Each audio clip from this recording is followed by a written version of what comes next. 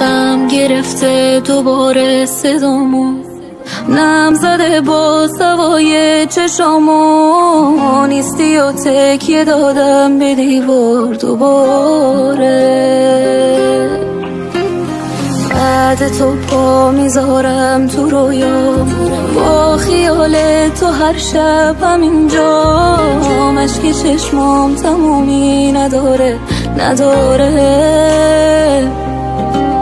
صدای خشخش برگ و پاییز و بارون، باز خیال تو با قلب داغون، نیستی و خیره میشم به عکس دوتامون. کاش میشد دستاتو قرض میکردم، باز کنارم تو رو فرض میکردم، تا خود صبح قدم میزدیم تو خیابون. لعنت به حسی که نذاشته هیچ کسی به جات بیاد، یکی که تا همیشه پشتت تو سختی ها، همون که پا گذاشتی رو دلش که از غمت پره. لعنت به کل خاطراتمون که با تو داشتم، به من که زندگیمو پای تو گذاشتم، همون که روز و شب رو اسم تو قسم میخوره.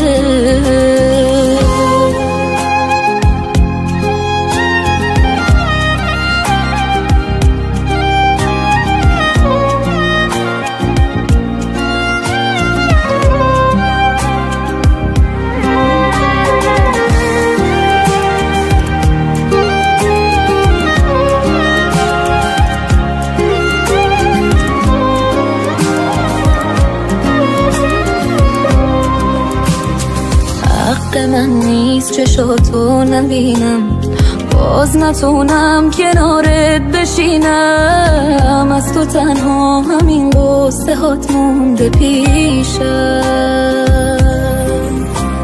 خاطراتت یه کوه رو دوشم، باز میپیچه صدا توی گوشم، دارم اینجا بدون تو دیوونه میشم. همه باورم شد، باز رفیق چشای ترم شد، باز بیا عاشقم شد دوباره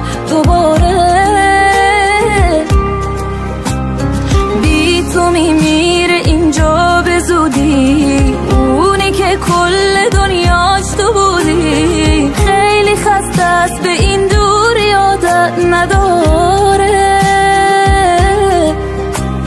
لعنت به حسی که نذاشته هیچ کسی به جات بیاد، یکی که تا همیشه پشتت تو سختی ها، همون که پا گذاشتی رو دلش که از غمت پره.